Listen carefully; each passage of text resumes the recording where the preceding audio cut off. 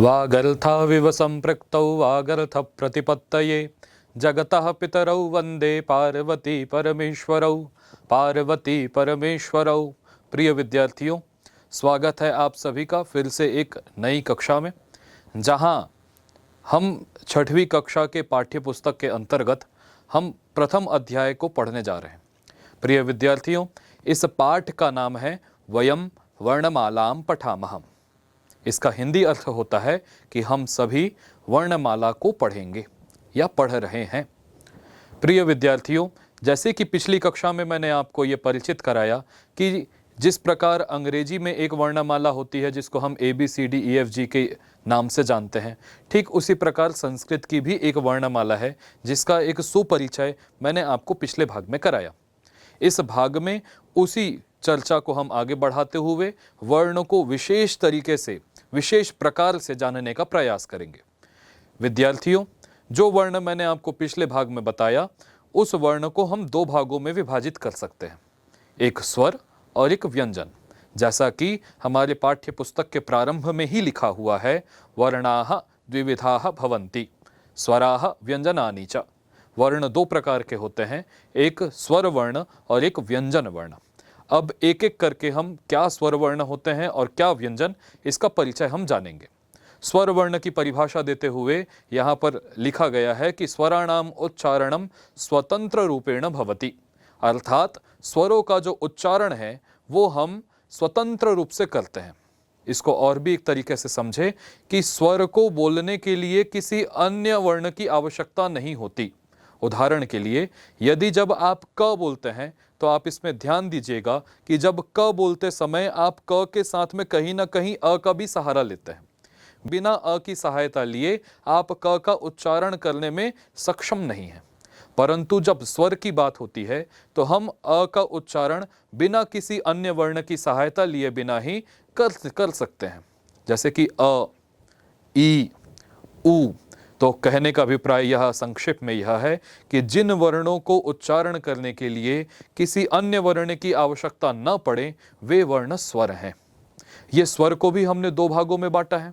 एक स्वराः द्विविधाः भवन्ति, जैसे लिखा हुआ यहाँ पर दिखा रहा है कि स्वराः द्विविधाः सन्ति। स्वर दो प्रकार के होते हैं, समानाक्षराणि, समानाक्षराणि, संध्यक्षराणि च। एक समानाक्षराणि है और एक संध्यक्षराणि है। आइए इसका परिचय प्राप्त करें। समानाक्षराणि वे स्वर हैं जिसको हम बिना किसी संधि के इनका उच्चारण हम करते हैं। जैसे कि अ, आ, ई, उ, री, और री। प्रिय विद्यार्थियों, इन स्वरों के हम स्वरों को सामान्यतः दो प्रकारों से विभक्त करते हैं, एक ह्रस्व और एक दीर्घ। जिस प्रकार यदि अ ह्रस्व होगा तो उसका उच्चारण होगा अ, परंतु यदि वही दीर्घ हो गया तो उसका उच्चारण ठीक उसके डबल समय तक करना होगा, अर्थात आ। तो अ और आ, ई और ई, ह्रस्व ई का उच्चारण ई और दीर्घ ई का उच्चारण ई, थोड़ी देर तक कहना है हमें। ऐसा हमारे गुरुजी हमें बताया करते थे कि जब तक एक पलकों को एक झपकने में जितना समय लगता है एक बार, उतने देर तक हमें ह्रस्व वर्ण का उच्चारण करना चाहिए, और पलकों को झपकने में जितना समय, दो बार झपकने में जितना समय लगे, उतनी देर उच्चारण हमें दीर्घ वर्ण का करना चाहिए। इस प्रकार अ, आ, ई, उ, री, री। यहाँ आप एक विशेष ध्यान आपका मैं केंद्रित करूं कि यहाँ पर जो ये री वर्ण है ये हमेशा ह्रस्व में ही होता है, इसका दीर्घ प्रकार नहीं होता। इसलिए आप देखेंगे कि यहाँ री जो है ह्रस्व वाले भाग में लिखा हुआ है, परंतु दीर्घ भाग में री नहीं है, क्योंकि री का कभी भी बड़ा होता ही नहीं है, दीर्घ प्रकार उसका होता ही नहीं है। ये समान अक्षर है। आप समान अक्षर को जान जाएंगे तो आपको संध्यक्षर जानने में थोड़ी सहायता होगी। देखिए विद्यार्थियों, संधि का अर्थ होता है, आप पहले शब्दों पर ध्यान दीजिए कि संधि का अभिप्राय है मिलना, मिलन। तो जब संधि अर्थात कहते हैं ना हम कि अभी दिन और रात की संधि को ही हम संध्या कहते हैं, ठीक उसी प्रकार जैसे आप समझिए कि आप ब्लैक या सफेद या काले रंग को मिलाने के बाद एक नया रंग उत्पन्न हो जाता है जिसको हम ग्रे इत्यादि से जानते हैं। ठीक उसी प्रकार जब दो स्वर मिलकर के एक नवीन स्वर को उत्पन्न कर दें तब ऐसे जो अक्षर जो उत्पन्न हुए हैं वे ही संध्यक्षराणी के अंतर्गत आते हैं। देखिएगा विद्यार्थियों, यहां मैं आपको दिखाऊं, जिस प्रकार अ और ई ये जब दोनों अक्षर आपस में ये दोनों स्वर थे और दोनों स्वर को जब एक साथ यदि हमने मिला दिया तो एक नवीन अक्षर हमारे सामने में उपस्थित हुआ जो है ए। ठीक उसी प्रकार यहां पर परिभाषा भी दी गई हुई है। देखिए कि द्वयोः निश्चित स्वरयोः संधित द्वारा ये नवीनाः स्वरवर्णाः जायन्ते ते संध्यक्षर स्वराः भवन्ति। अर्थात जब दो निश्चित स्वर आपस में संधि के द्वारा जब एक नवीन स्वर वर्ण को उत्पन्न करते हैं तब उसे हम संध्यक्षर कहते हैं। जिस प्रकार अ और ई ये दोनों के दोनों क्या थे? स्वर वर्ण थे। ये दोनों आपस में मिले और मिलने के बाद ए इस स्वर को इन्होंने उत्पन्न किया। ये संध्यक्षर है। ठीक उसी प्रकार अ और उ को आपस में मिला देने से एक नवीन वर्ण उत्पन्न होगा जिसको हम ओ इस नाम से जानेंगे। अ और ए को मिला देने से एक नवीन वर्ण उत्पन्न होता है जिसको हम ऐ ऐसा कहते हैं। अ और ओ को मिला देने से एक नवीन वर्ण उत्पन्न होगा जिसको हम औ के नाम से जानते हैं।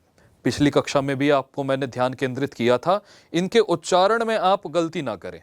इनका उच्चारण ऐ है, औ है। सामान्यतः जो विद्यार्थी हैं वे इसका उच्चारण ए ओ औ करते हैं, परंतु संस्कृत में इसका उच्चारण ए ऐ ओ औ ऐसा उच्चारण हम करते हैं और यही शुद्ध उच्चारण है। इन्हीं चार अक्षरों को ए ऐ ओ औ को हम संध्यक्षर कहते हैं क्योंकि ये संधि के द्वारा अर्थात दो संधियों को, दो स्वर वर्णों को मिलाने से ये उत्पन्न हुए हैं, इसलिए हम इसे संध्यक्षर कहते हैं। विद्यार्थियों, कल के लिए आपसे परीक्षा में पूछा जाए कि संध्यक्षर स्वरों की संख्या कितनी है तो आपको निश्चित रूप से 4 बताने होंगे। वे 4 हैं ए ऐ ओ औ। इसके बाद आपने देखा होगा वर्णमाला में हमने सबसे पहले स्वरों के बारे में जाना था। स्वर के बाद हम लोगों ने जो व्यंजन वर्ण है उनके बारे में जाना था। उसके बाद नीचे में मैंने आपको अयोगवाह के बारे में बताया था एक सामान्य परिचय में कि जो हम सामान्य परिभाषा में, सामान्य भाषा में जो हम अम या अह ये जो कह देते हैं इसी को हम अयोगवाह कहते हैं। ठीक है विद्यार्थियों, आगे देखो, आगे हमको इन्हीं अनुनासिक वर्णों को थोड़ा सा जानना है। देखो, अनुनासिक माने जो वो आप जो अम की बिंदी अब तक प्रयोग करते आए हैं, अब तक बोलते आए हैं, उसी को हम अनुनासिक कहते हैं। तो अनुनासिक स्वराः, ठीक है, इसका अभिप्राय यह है कि मुखेन सह नासिकया अपि उच्चारिताः स्वराः अनुनासिक स्वराः सन्ति। ऐसे स्वर जिसको हम मुख के साथ साथ उच्चारण करने के लिए मुख के साथ साथ नासिका का भी प्रयोग करें, ऐसे स्वर वर्ण जो हैं वो अनुनासिक स्वर कहला जाते हैं। जिस प्रकार अ में अम की बिंदी लगा दो तो अनुस्वार लगाया आपने, और हमेशा अनुस्वार का उच्चारण हम नाक से करते हैं, तो आपने मुख के साथ साथ नाक का भी प्रयोग जब आप उच्चारण के लिए करने लगें तो ऐसे वर्ण ही हमारे अनुनासिक स्वर कहलाने लगेंगे। जिस प्रकार जैसे देखिए यहां पर लिखा भी हुआ है अम, आ, ई, ये सभी आप देख रहे होंगे ऊपर अनुस्वार का चिन्ह लगा हुआ है जिसे कई सामान्य भाषा में हम चंद्रबिंदी इत्यादि के नाम से भी जानते हैं। तो इसको जब आप उच्चारण करेंगे तब आप मुख के साथ साथ आप नासिका का प्रयोग भी यहां करेंगे। ठीक है, मेरी बात यहां तक स्पष्ट होगी आशा करता हूं मैं। इसके बाद आइए हम स्वर वर्ण के बाद हम व्यंजन वर्णों पर प्रवेश करें। विद्यार्थियों, जैसा कि मैंने आपको स्वर वर्ण के लिए बताया था कि स्वर वर्ण को उच्चारण करने के लिए किसी अन्य वर्ण की आवश्यकता नहीं होती, वो स्वतंत्र होते हैं, जैसे इंडिपेंडेंट होते हैं कि उसको आप उच्चारण करने के लिए किसी अन्य वर्ण की सहायता आपको लेने की आवश्यकता नहीं है। परंतु ठीक इसके विपरीत यहाँ जब व्यंजन वर्ण हम पढ़ने जाएंगे तब आप वहाँ देखिएगा यहाँ की परिभाषा में लिखा हुआ है कि व्यंजनानाम उच्चारणे कस्यचित् स्वरस्य सहायता अवश्यम भवति। अर्थात व्यंजन जितने भी वर्ण हैं, क से लेकर के वो हम जो श श स ह तक जहां तक पढ़ते हैं, इनको उच्चारण करने के लिए हमको किसी ना किसी स्वर की आवश्यकता पड़ेगी ही। अर्थात क को उच्चारण करने के लिए या तो आप अ का सहायता लेंगे, या ई का सहायता लेंगे, या री री इत्यादि बहुत सारे जितने भी स्वर हैं उनके उन स्वर की सहायता लिए बिना आप व्यंजनों का उच्चारण नहीं कर सकते। यहां पर लिखा हुआ है, देखिए कि व्यंजना नाम अर्थात व्यंजनों का उच्चारण में कस्यचित स्वरस्य सहायता अवश्यम भवति, किसी न किसी स्वर का सहायता लेना आवश्यक है।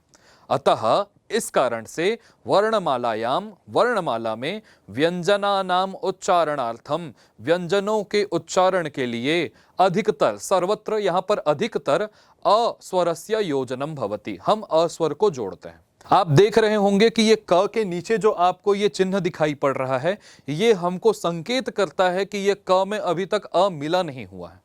जैसे ही इस क में ये अ मिल जाएगा तो आप देखिएगा ये तीसरे भाग में कि इस क के नीचे से जो वो चिन्ह था वो अब हट चुका है। इसका अभिप्राय यह है कि उस क में अ अब मिल चुका है।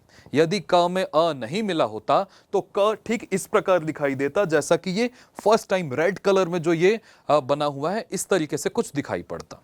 ठीक इसी प्रकार हम ख में जब अ मिला देंगे तो ख आपको ऐसा दिखाई पड़ेगा, और यदि ख में अ नहीं मिला है तो ख जो मतलब जो एक जो मूल स्वरूप है व्यंजन का वो ऐसा होता है।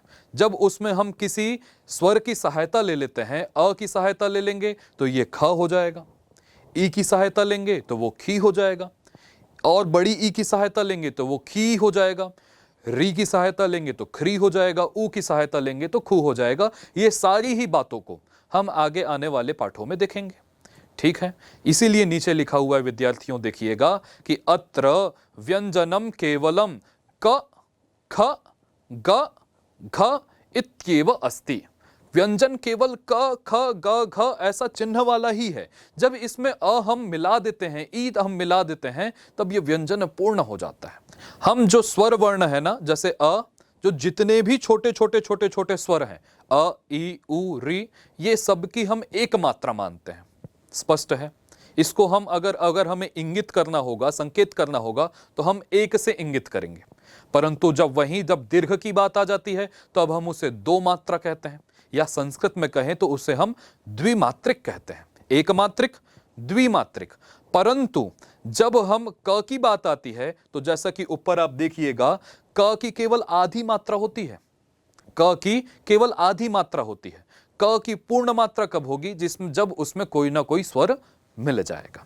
व्यंजनानाम चत्वाराः भेदाः सन्ति, व्यंजनों के चार भेद होते हैं। यहाँ पर जो है जो उसको हम धीरे धीरे यहाँ पर चलेंगे कि व्यंजन के वो चार भेद बताएंगे। पहले स्पर्श वर्णाः, अंतस्थ वर्ण, शल वर्ण, और एक की चर्चा वो आगे अयोगवाह के नाम से भी करेंगे। ठीक है, इसमें जो है हम स्पर्श वर्णों को पहले से जाने। सामान्य तरीके से मैं आपको बताऊं कि यहाँ पर स्पर्श वर्ण क से लेकर के म पर्यंत तक के जितने भी वर्ण हैं, इसे हम स्पर्श के नाम से जानते हैं। विद्यार्थियों, पिछले भाग में मैंने आपसे चर्चा भी की थी कि संज्ञा अर्थात नाम, जैसे कि मेरी संज्ञा अनुज है, ये आपको दिख रहा होगा, इसकी संज्ञा माइक है। जो मैंने पहना हुआ है इसकी संज्ञा शर्ट है। ठीक है, यहां पर जो आप देख पा रहे हैं इसकी संज्ञा पाठ्य पुस्तक है। ठीक इसी प्रकार आज से हम क से लेकर के म तक जितने भी वर्ण हैं, क से लेकर के म तक के जितने भी वर्ण हैं, इनकी एक नाम देने जा रहे हैं, एक संज्ञा करने जा रहे हैं, जिसकी संज्ञा का नाम है, उनका नाम है स्पर्श। तो आज के बाद यदि आपसे कोई कहे कि स्पर्श वर्णों की संज्ञा बताओ, स्पर्श वर्णों की संख्या बताओ, तब आप निश्चित रूप से कहिएगा, क से लेकर के म तक आप गिनती कर लीजिए, आपको निश्चित रूप से 25 वर्ण आपको मिलेंगे।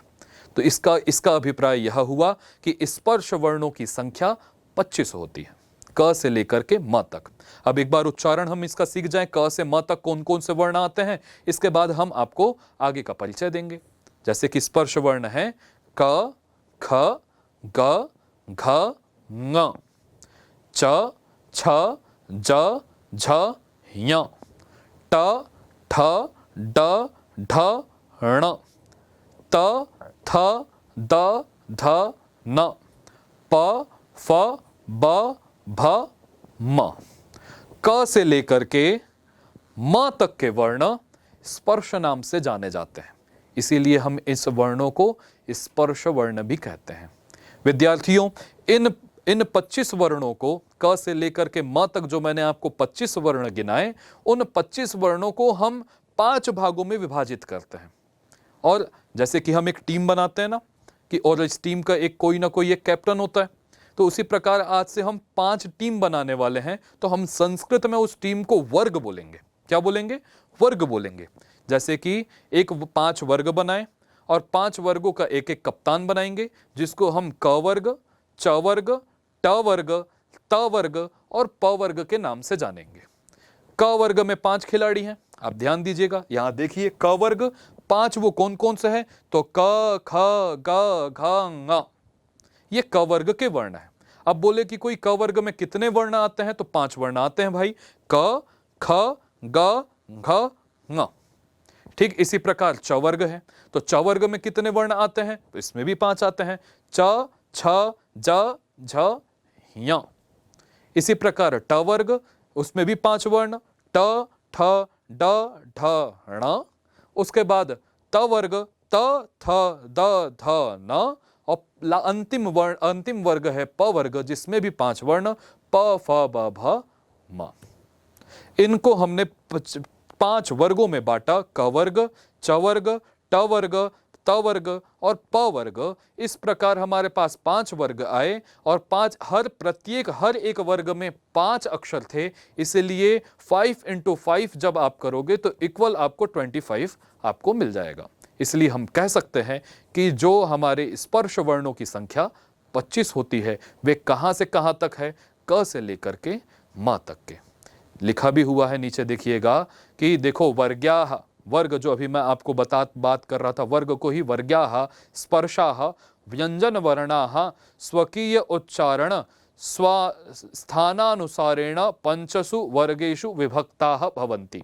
अब यहाँ पर प्रश्न हो सकता है ना कि भाई क वर्ग, च वर्ग, ट वर्ग, त वर्ग और प वर्ग, इन्हें 5 अलग अलग भागों में क्यों बांटा गया है?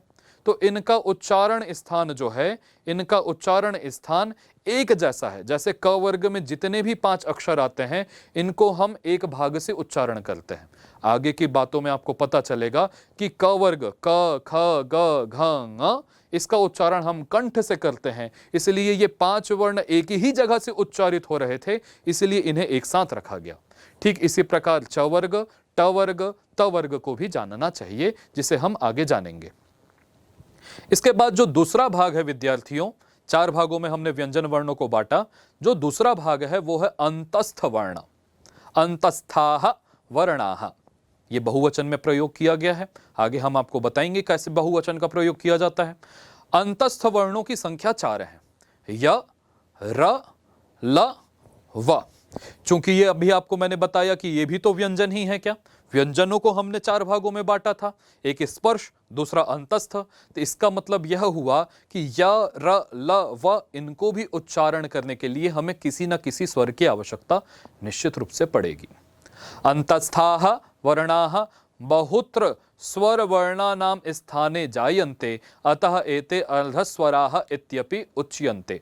अंतस्थ वर्ण जो है वो बहुत हद तक, बहुत अधिकांशतः वो स्वर वर्णों के मिलते जुलते सा उच्चारण इनका होता है, इसीलिए इन्हें पूर्ण स्वर तो वो अ, आ, ई इत्यादि है, परंतु अंतस्थ वर्ण जो य, व, र, ल है, या यहाँ पर लिखा है य, र, ल, व, इसको हम अर्धस्वर के नाम से भी जानते हैं।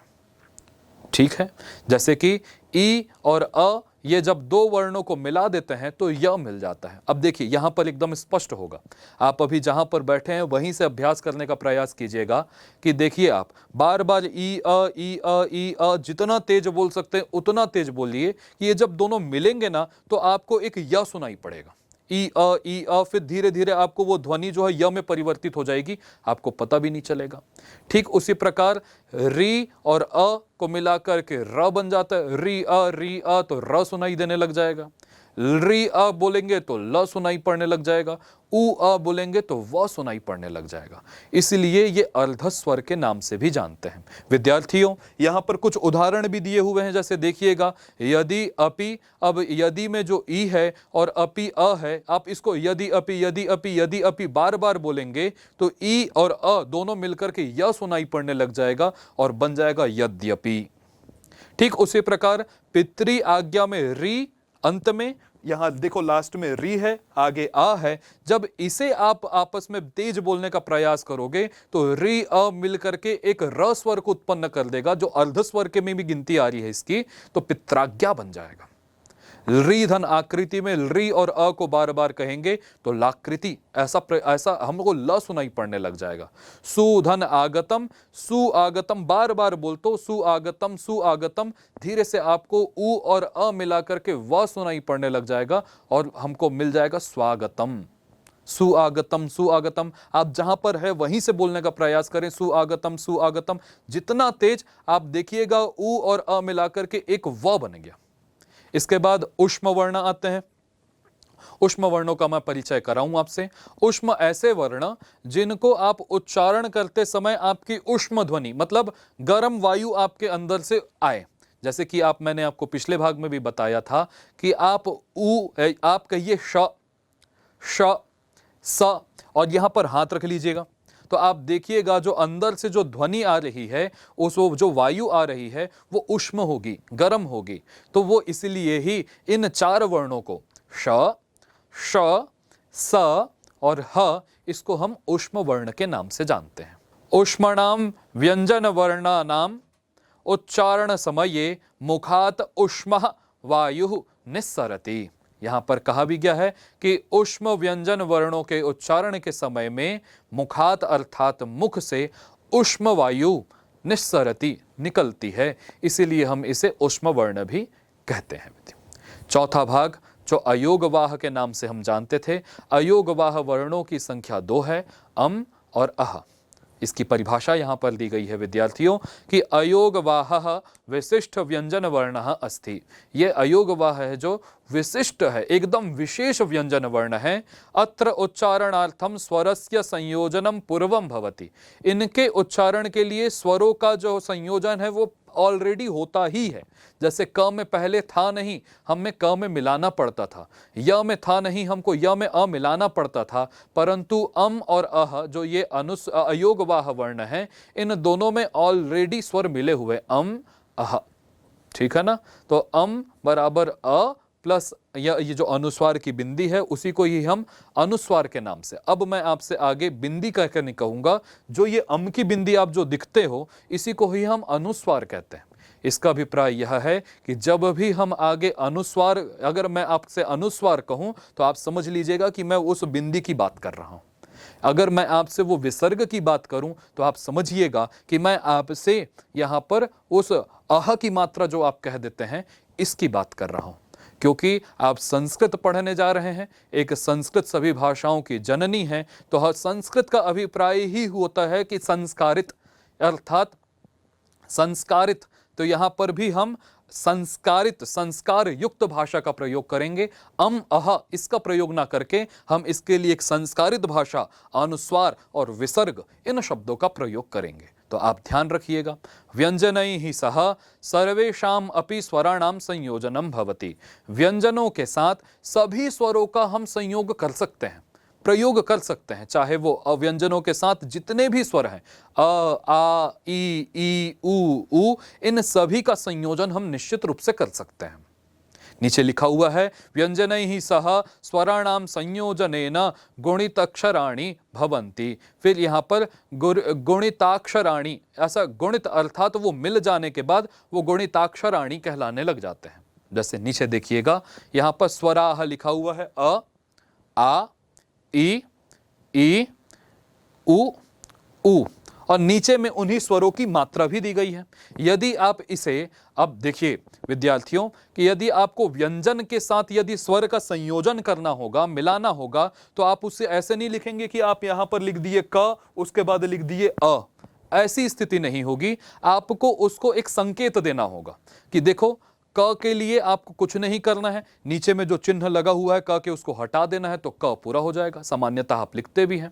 अ के लिए भी एक मात्रा दर्शाई गई कि क के बाद जब आपको अ भी बोलना आ भी बोलना होगा, तब वहां पर आप ऐसा नहीं करेंगे कि क लिख दिए फिर आ लिख दिए, ऐसा नहीं, आपको वहां पर मात्रा लगानी होगी और आपको लिखना होगा का, जैसा कि ये लाल अक्षरों में नीचे लिखा हुआ है। ठीक इसी प्रकार क में जब ई मिला देंगे तो ये छोटी ई की मात्रा लग जाएगी तो की, बड़ी ई मिला देंगे तो बड़ी की, इसी प्रकार ऊ की मात्रा मिलाएंगे तो ऊ, बड़ी ऊ की मात्रा मिलाएंगे तो बड़ा ऊ। तो का, क, का, की, कु, कू। ठीक इसी प्रकार विद्यार्थियों आपको ख को भी मिलाना होगा, तो ख को जब हम मिलाएंगे तो ख, खा, खी, खी, खू, खू। उसी प्रकार ग का ग, गा, गी, गी, गु, गू। घ, घा, घी, घी, घू, घू।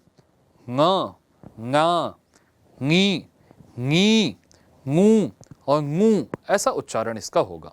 ठीक इसी प्रकार चवर्ग को भी देखते हैं। चवर्ग में कितने अक्षर? 5 अक्षर हैं। तो च, चा, ची, ची, चू, चू। इस प्रकार छ, छ, छा, छी, छी, छू, छू। फिर ज, ज, जा, जी, जी, जू, जू। झ, झा, झी, झी, झू, झू। इसी प्रकार य को भी हमको समझना चाहिए। य, या, यी, यी, यूं, यूं, इस तरीके से। अब आगे जो है हम इसे बोलेंगे भी और लिखेंगे भी, आप समझ गए होंगे। अब स्वर इतने तो होते नहीं थे, स्वर तो ए, ऐ, ओ, औ भी है। तो यहां पर हम वदामः, लिखामः च, आप मेरे साथ बोलेंगे भी और साथ में अपने पाठ्य पुस्तक पर लिखते भी जाएंगे। री की मात्रा दिखाई गई, तो री की मात्रा आप देखिएगा ध्यान से। री की मात्रा कुछ ऐसी होती है, परंतु इसी के नीचे जब एक और बार ऐसे हम उसको शेप में बदल देंगे तो वो री हो जाएगा, बड़ी री की मात्रा हो जाएगा।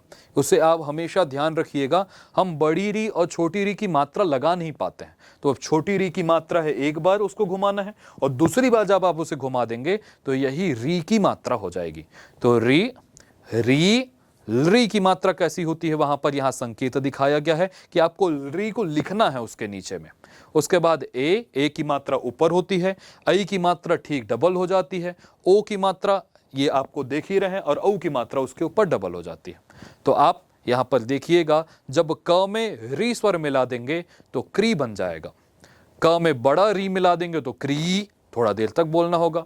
फिर क्लरी, उसमें आपने री मिला दिया, फिर के, फिर कई, फिर को, फिर कऊ।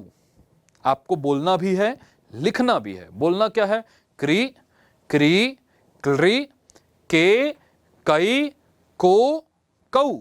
आपको बार बार लिखना है। प्रिय विद्यार्थियों, आइए जिन संयुक्त वर्णों को या फिर हम कहें कि इस गुणिताक्षराणी को हमने पढ़ा, आइए उसे एक स्मार्ट मोड की सहायता से उसे अभ्यास करें।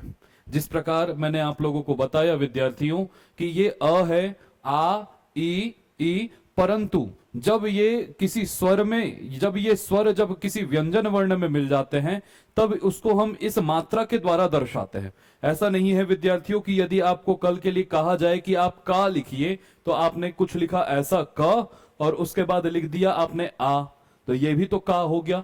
आप ऐसा नहीं कह सकते वहां पर। तो आप जो है क्या कीजिएगा, वहां पे आपको जब क को दिखाना होगा तो आप उसमें केवल कुछ भी नहीं लगाना। क की स्थिति, मेन स्थिति कुछ ऐसी है, आप क में अ मिला देंगे तो ये क इस तरीके से दिखाई पड़ेगा आपको। परंतु जब आ को दर्शाना होगा तो उसकी मात्रा है ये, और आप का में आ मिलाएंगे तो ये आपको स्थिति दिखेगी। ठीक इसी प्रकार जब क में जब आप ई की मात्रा मिला देंगे तो की इस तरीके से, जब बड़ी ई की मात्रा मिला देंगे तो ये कुछ इस तरीके से, फिर कु और कु, इसको हमको समझ लेना चाहिए, है ना विद्यार्थियों। आशा है कि ये बात आप लोगों को समझ में आई होगी। ठीक है, अब आइए आगे के वर्णों का अभ्यास करें। जैसे कि मेरे साथ आप भी अपने पाठ्य पुस्तक में लिखिए कि ख में यदि अ मिल जाएगा तो ख ऐसा होगा, ख में आ की मात्रा मिल जाएगा तो ये खा ऐसा हो जाएगा, उसी प्रकार ख में जब ई की मात्रा मिल जाएगी तो ये खी। ठीक उसी प्रकार जब बड़ी ई की मात्रा मिल जाएगी तो ये खी। उसके बाद ख में ऊ की मात्रा मिल जाएगी तो यहां पर खू, और बड़ी ऊ की मात्रा मिल जाएगी तो यहां पर ये खू, ऐसा हो जाएगा। इसी प्रकार ग में देखें तो ये ग में आ मिला है ग, गा, गी, गी, गु और गू। आप मेरे साथ लिखते जाइए आप भी। इसी प्रकार घ का बोलेंगे क्या, मेरे साथ बोलते जाइएगा। घ, घा, घी, घी, घू, घू। इसी प्रकार न पूरा हो जाएगा। जो आधा है यहां पर, जो ये चिन्ह आपको दिखाई दे रहा है वो चिन्ह यहां से गायब हो जाएगा जब उसमें अ मिलेगा। फिर ना, नी,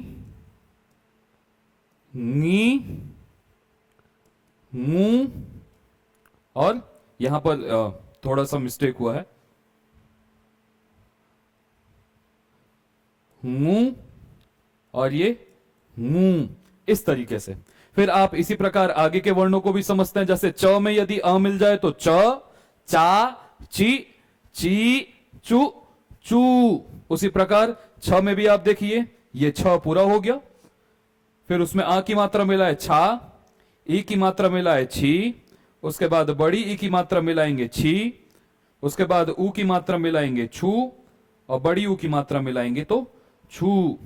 इसी प्रकार ज में अ की मात्रा मिलाएंगे ज में आ की मात्रा मिलाएंगे तो जा, ज में ई की मात्रा मिलाएंगे जी, ज में बड़ी ई की मात्रा मिलाएंगे तो जी, ज में छोटे ऊ की मात्रा मिलाएंगे तो ये जू, और ज में बड़े ऊ की मात्रा मिलाएंगे तो ये जू बन जाएगा।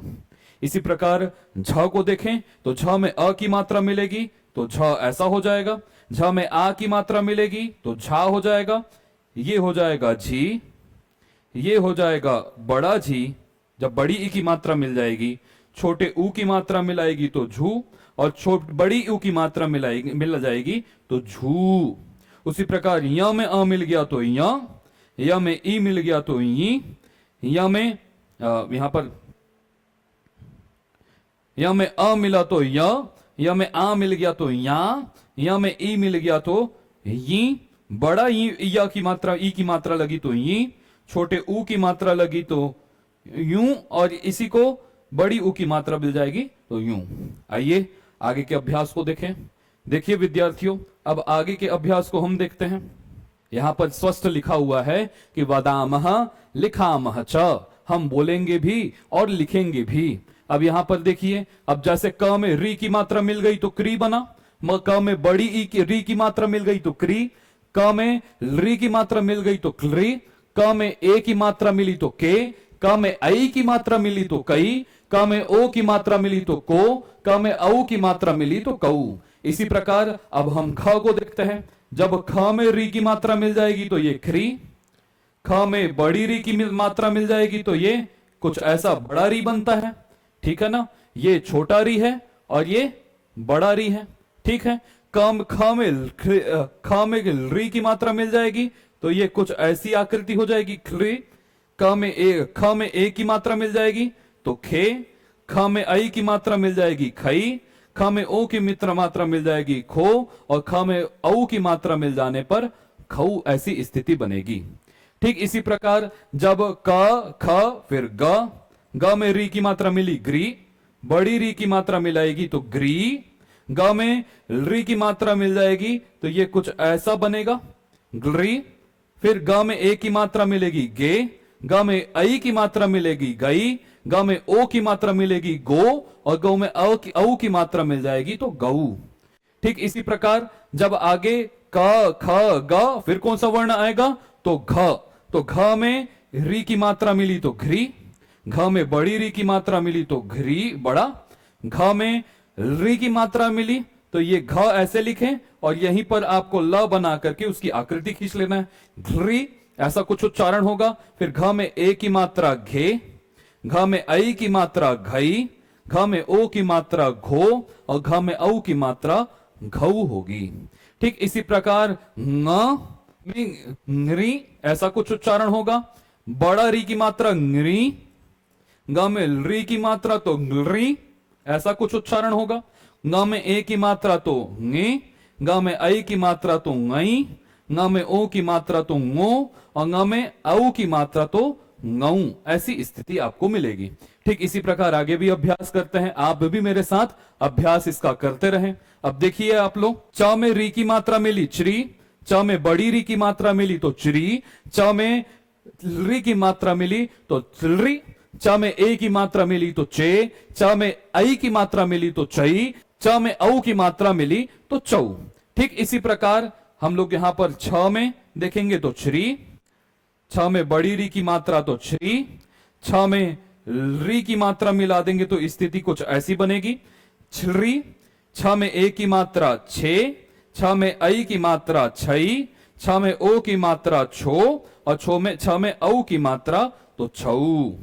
इसी प्रकार ज में री की मात्रा मिलेगी जरी, ज में बड़ी री की मात्रा मिलेगी तो जरी, ज में री की मात्रा मिलेगी तो पहले हम ज लिख लेंगे और उसके आगे नीचे लिखेंगे री।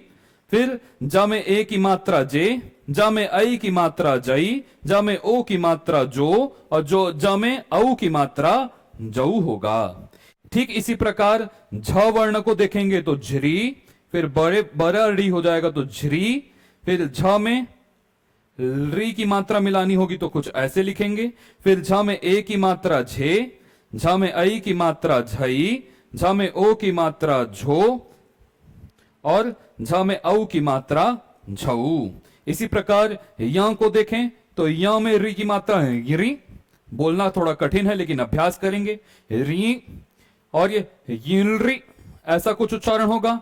ये यई यो और यऊ, कुछ ऐसी स्थिति आपकी स्पष्ट होगी। आप भी मेरे साथ इसको भरते जाइएगा।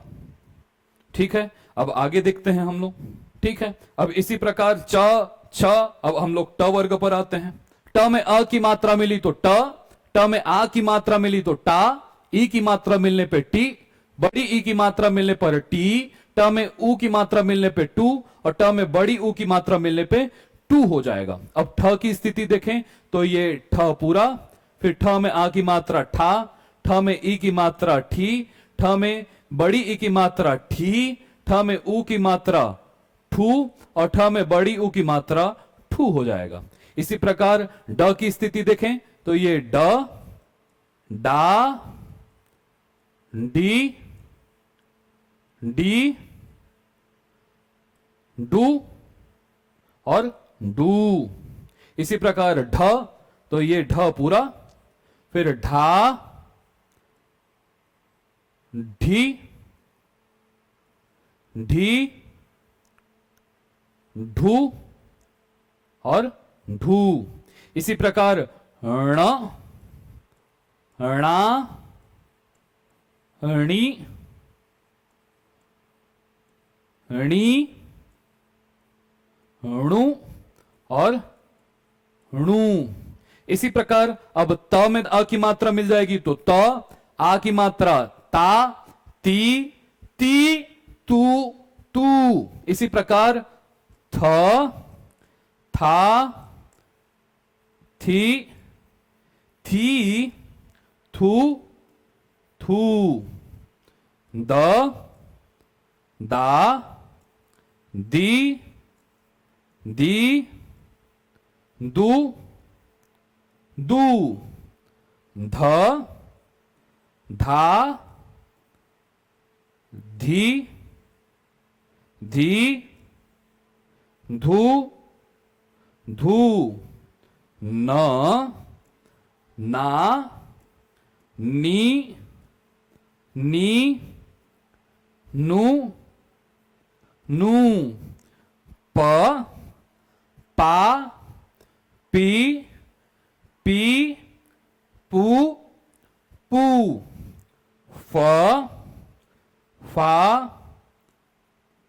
फी, फी, फू फू, ब बा, बी बी, बू बू, भ भा, भी भी, भू भू, म मा, मी मी, मु मु। आशा करता हूं विद्यार्थियों ये आपने मेरे साथ साथ में ये सारी ही चीजें आपने फील कर ली होगी अपने पाठ्य पुस्तक पे। चलिए आगे बढ़ते हैं। इसके बाद री इत्यादि की मात्रा लगा करके देखते हैं। तो जब री में री की मात्रा मिल जाएगा तो ट्री, बड़ी री की मात्रा ट्री, फिर ट्री ट्री, टे टई टो टऊ, फिर ट्री ट्री ट्री, ठे ठई ठो और ठऊ। इसी प्रकार ड और उसमें री की मात्रा ड्री ड्री, ड्री, डे डई, डो डऊ। बात मेरी स्पष्ट होगी। इसके बाद ढ में री की मात्रा ढ्री ढ्री, ढ्री, ढे ढई, ढो ढऊ।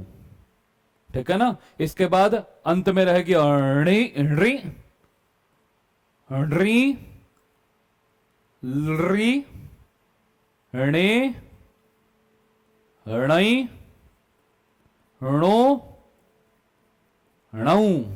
इसी प्रकार त्री त्री, त्रि, ते तई तो तऊ, ते तई तो तऊ। आगे देखते हैं तो यहां पर त उसके बाद थ तो थ्री थ्री, थ्री, थे थई थो थऊ। उसके बाद त थ द, द्री द्री, द्री, दे दई, दो दऊ। त थ द, ध तो ध्री ध्री, ध्री, धे धई, धो धऊ। इसी प्रकार न में री की मात्रा नृ नृ, नृ, ने नई, नो और नऊ। ठीक इसी प्रकार प्री प्री, प्री, पे पई पो पऊ। ठीक इसी प्रकार फ्री फ्री, फिलरी, फे फई, फो फऊ, प फ फिर आ गया ब तो ये ब्री। फिर उसके बाद क्या है ब्री, बिलरी, बे, बई, बो, बऊ। फिर भ्री भ्री, भिलरी, भे, भई, भो, भऊ। ठीक इसी प्रकार आगे आप देखिएगा तो अंतिम वर्ण म, फिर उसमें री की मात्रा मृ मृ, मृ, में, मई, मो और मऊ। ऐसी स्थिति स्पष्ट हो जाएगी, बिल्कुल तरीके से स्पष्ट हो जाएगी। आगे देखिएगा, इसी प्रकार य में देखिए आप लोग, तो ये देखो य में अ मिला तो य, फिर या, यी, यू। इसी प्रकार र, रा, री,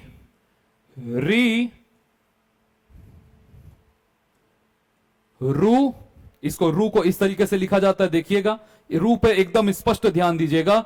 ये रू जो है छोटा ऐसा लिखा जाएगा, इस विशेष है, और जो बड़ा रू है उसको थोड़ी सी हम लाइन खींचते हैं, उसके बाद ऐसा रू लिखते हैं, तो ये बड़ा रू होता है।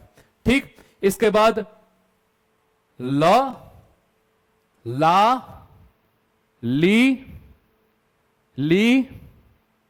लू और लू। व, वा, वी, वू और वू। इसी प्रकार श, शा, शी, शू। फिर श, शा, शी, शू और शू। स, सा, सी, सू। इसी प्रकार ह, हा, ही, हु और हु इत्यादि तरीके से जानना चाहिए। इसी प्रकार जब अब किसी भी स्वर में यदि आप अम की बिंदी, इस जिसको मैंने आपसे पहले भी कहा कि आज से हम इसको अनुस्वार कहेंगे, तो अ में अनुस्वार लगा देंगे तो अम, आ में अनुस्वार लगाएंगे तो आम, ई में अनुस्वार लगाएंगे ईम, ई में अनुस्वार लगाएंगे तो ईम, ऊ में अनुस्वार लगेगा तो ऊम, और बड़े ऊ में अनुस्वार लगेगा तो ऊम। इसी प्रकार जो ये विसर्ग है जिसे आप अह की मात्रा कहते हैं, उसे यदि हम लगा देंगे तो अह, आह, इह, ईह, उह और ऊह। ठीक है, ये वयम अयोगवाहानाम। ठीक है, अब हम इनका अभ्यास करते हैं। अब क स्वर मिला तो यहां देखिए क में ये स्वर मिला तो क पूरा हुआ, और ये यहां पर देखिए, और यहां पर ये अनुस्वार की बिंदी लग गई तो कम बन गया। ठीक है, उसी प्रकार ख में जब स्वर मिला तो ख पूरा हुआ और उसमें विसर्ग लग गया तो ये खह बन गया। उसी प्रकार क की स्थिति आपसे यदि पूछे तो ये आपको सबसे पहले लिखना होगा क। ठीक है, इसको थोड़ा सा छोटा कर लेते हैं, तो आपको लिखना होगा क ऐसा, फिर उसमें आपने क्या लिखा, आ, प्लीज, तो क आ क, फिर उसमें आपने ये मिला दिया तो आपके क्या बन गया, काम, इस तरीके से। इसी प्रकार जब आपने यहां ख में, ये ख है, उसमें आ स्वर मिलाया तो खा, और उसमें विसर्ग मिला दिया तो आपकी स्थिति बन जाएगी खाह, इस तरीके से। आइए आगे देखते हैं। इसी प्रकार अब देखिए य को, य की स्थिति देखिए। अब य, री, यिलरी, ये, यई, यो, यौ, री, री, रे, रई, रो, रौ, री, लिलरी, ले, लई, लो, लऊ। उसके बाद आप देखिएगा यहां पर या, रा, ला, शेष क्या रह गया, व, तो व्री, विलरी, वे, वई, वो और वऊ, यही तो स्थिति है। इसी प्रकार श में भी देखते हैं तो श्री, शिलरी, शे, शई, शो, शौ। इसी प्रकार श्री, शिलरी, शे, शई, शो, शौ। इसी प्रकार श्री, श्री, स्लृ, से,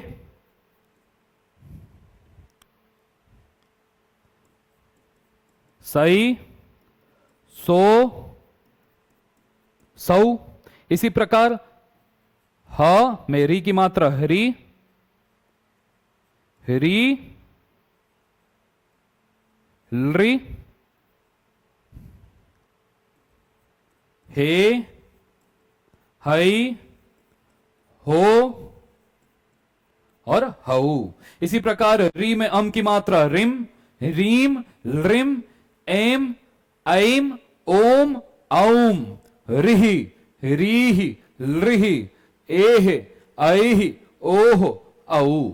इसी प्रकार आपको अभ्यास करना है। जैसे अभ्यास में हम क्या लिख सकते हैं? अभ्यास में हम लिख सकते हैं कि देखो ऊम,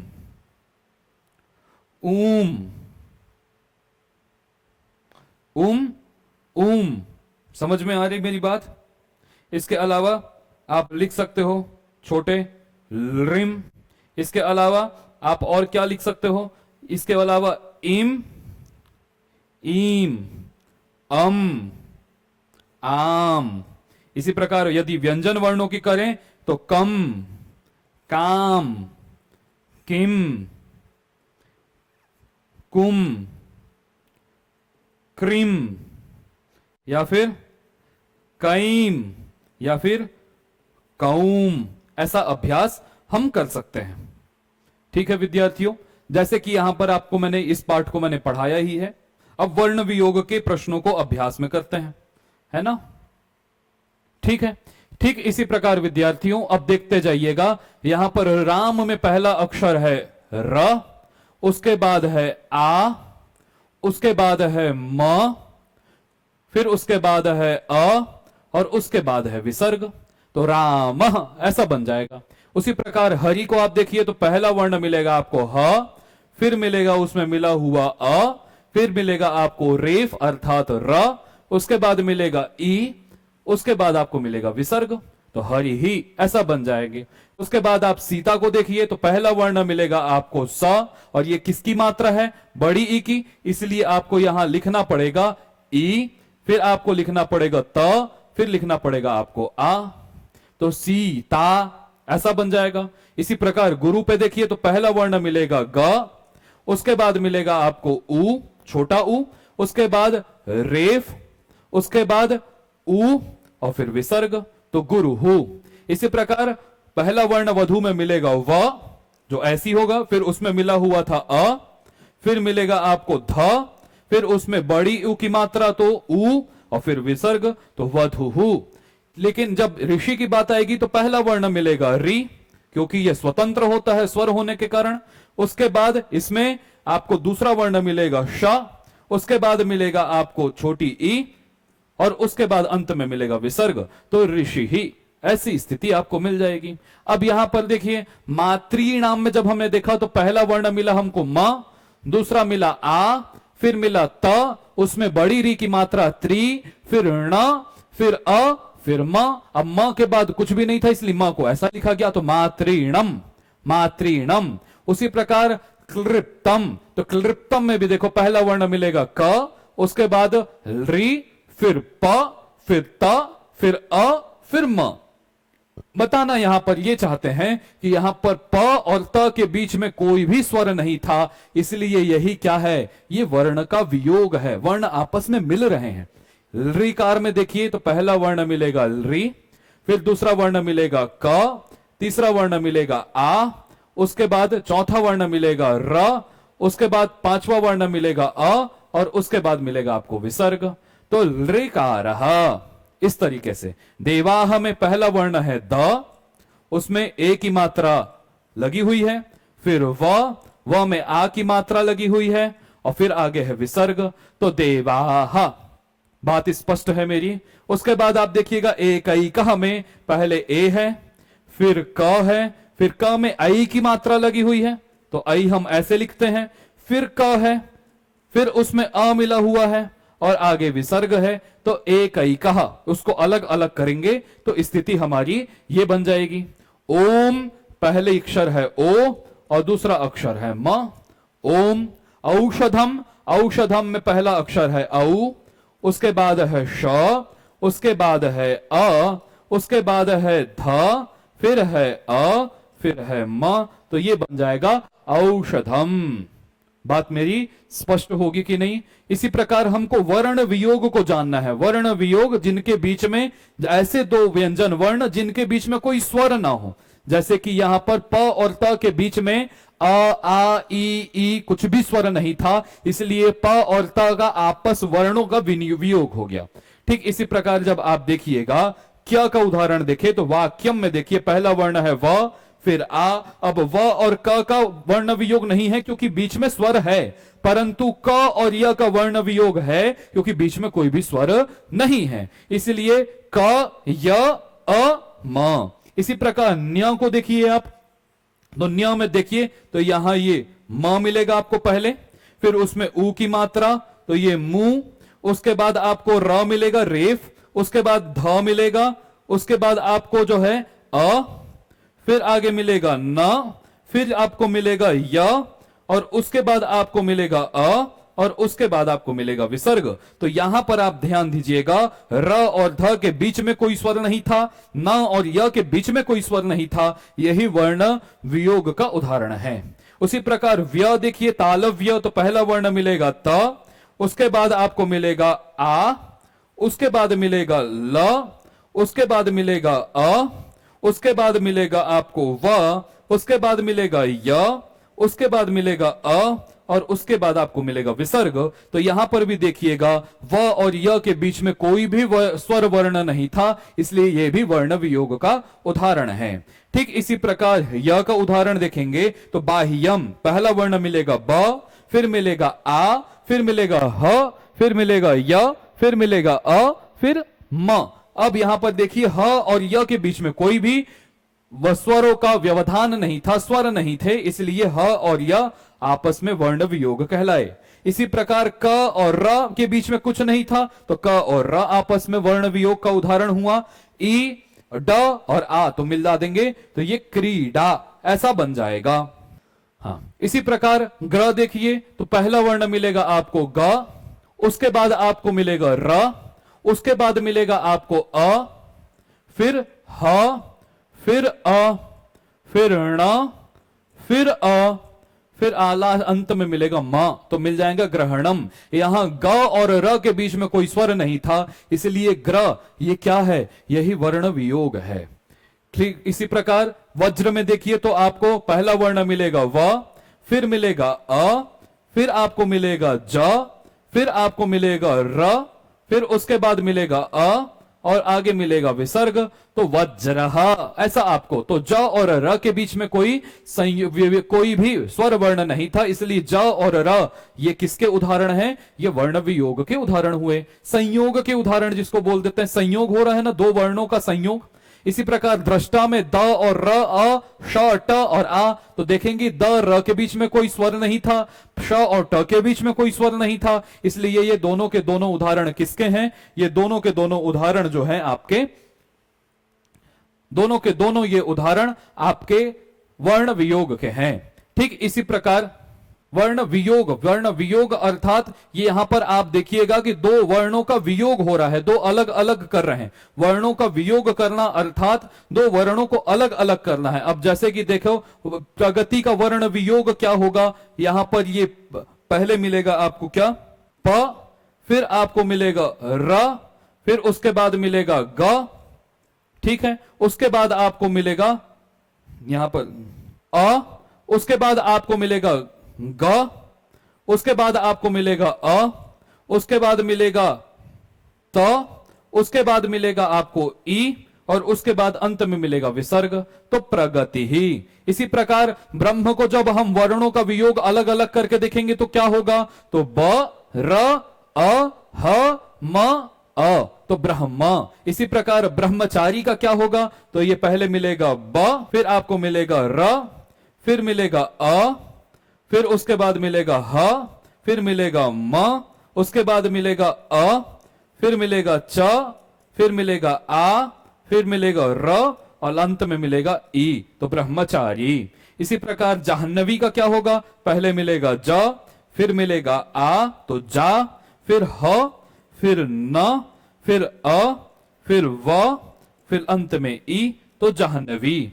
इसी प्रकार ध्व, तो ध्व में क्या होगा कि पहले मिलेगा ध, फिर व, फिर अ, फिर न, फिर ई, और ये अंत में विसर्ग ध्वनि। इसी प्रकार स्व देखिए तो सरस्वती में देख लीजिए, पहले मिलेगा स, फिर मिलेगा अ, फिर मिलेगा रेफ, उसके बाद अ, उसके बाद मिलेगा आपको स, फिर मिलेगा व, उसके बाद मिलेगा अ, उसके बाद अंत में त, और इसके बाद मिलेगा ती, तो मिल जाएगा सरस्वती। इस तरीके से बन जाएगा। मेरे ख्याल से एकदम स्पष्ट होगा ये।